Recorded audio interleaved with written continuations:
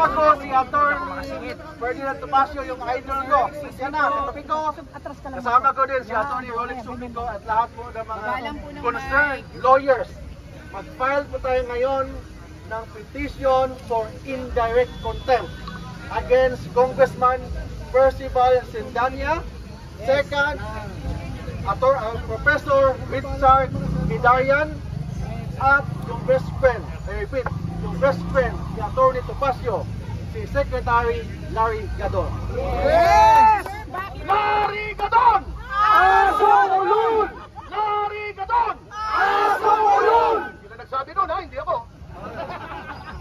Ang gawers po natin, for example, kay Percival Sindania, sinabihan niya Supreme Court na Supreme Counselor ng mga corrupt ng mga opisyales. Second, itong si Richard Hidarian, nag-post sa Facebook at sa Twitter niya na lahat daw ng mga justices ng Supreme Court appointee ng mga Duterte, therefore hindi independent ang Supreme Court.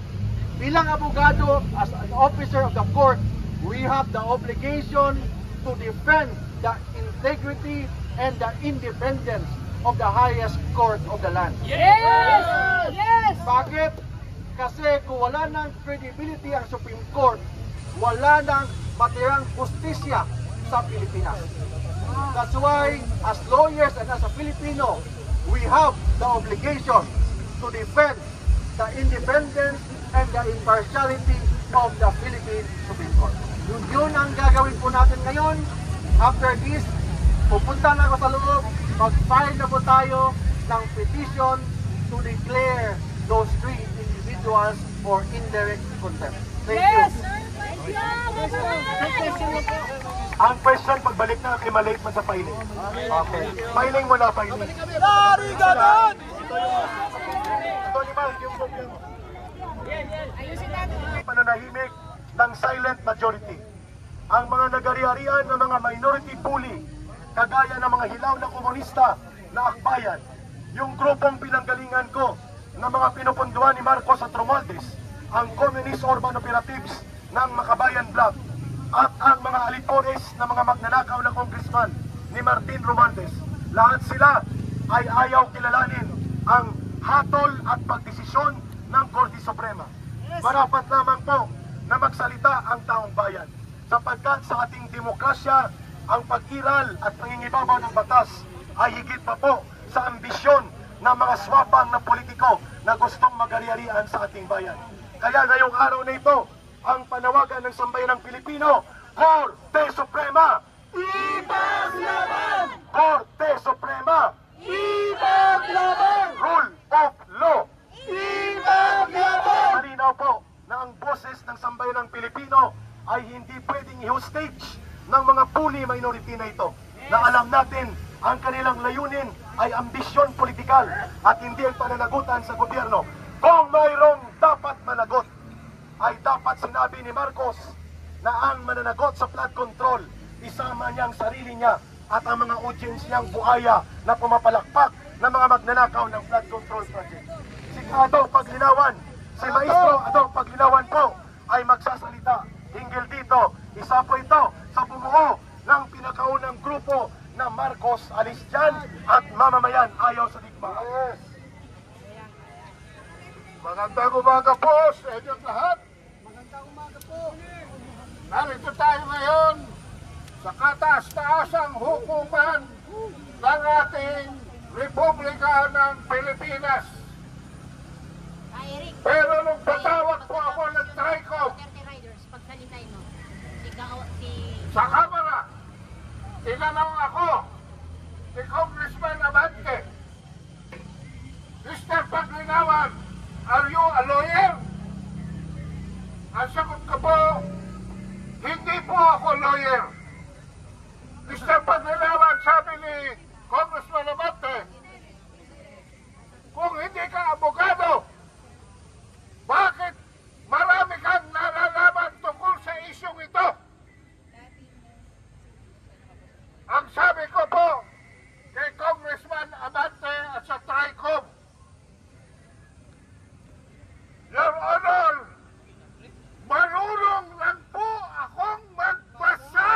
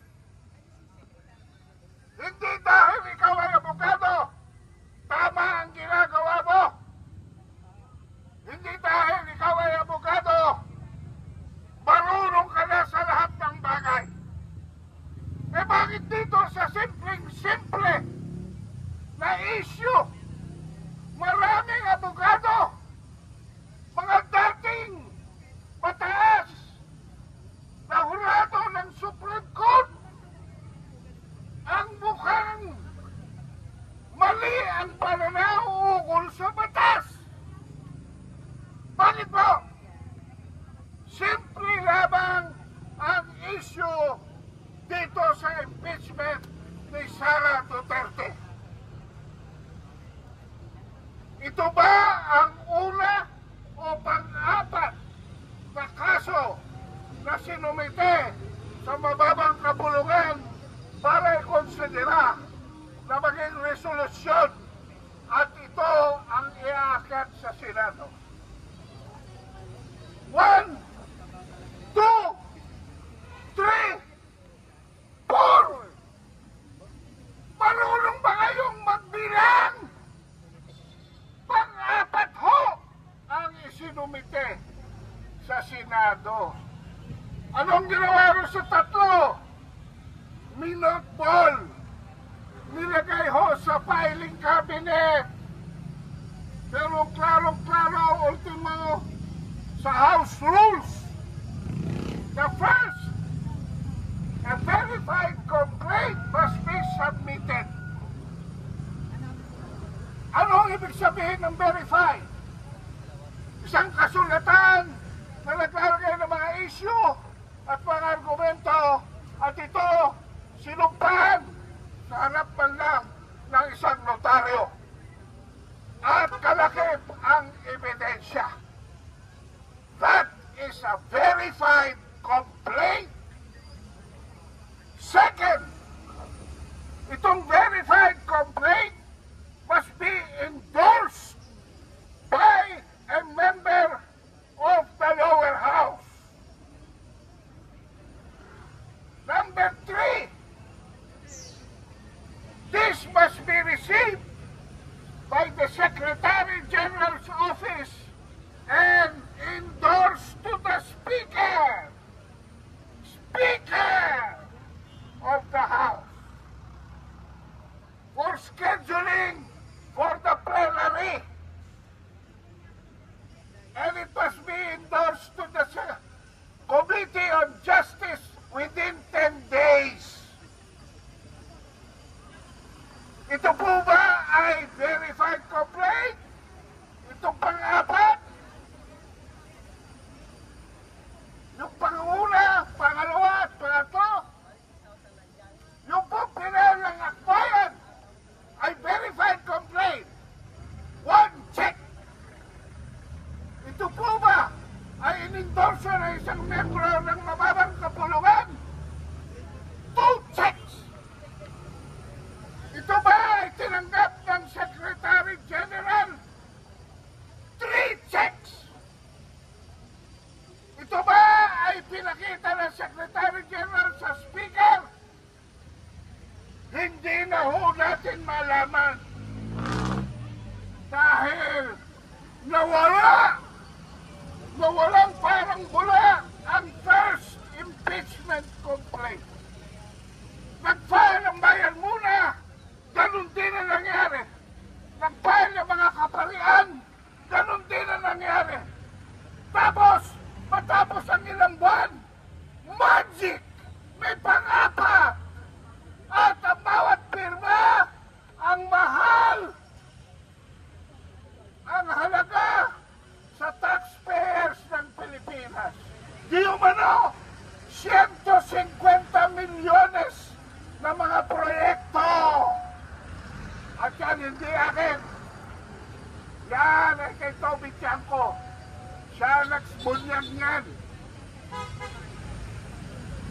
So,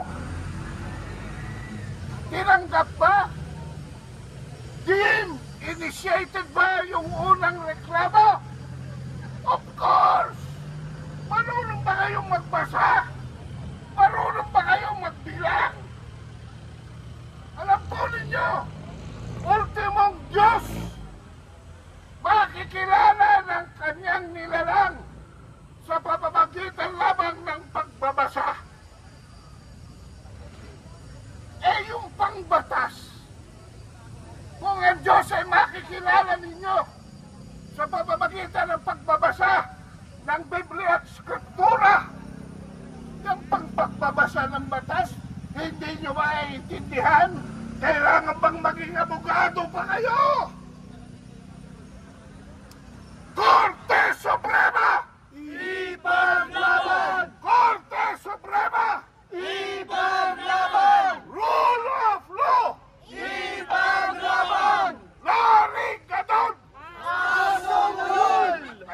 sabi niya. No? Maraming salamat po.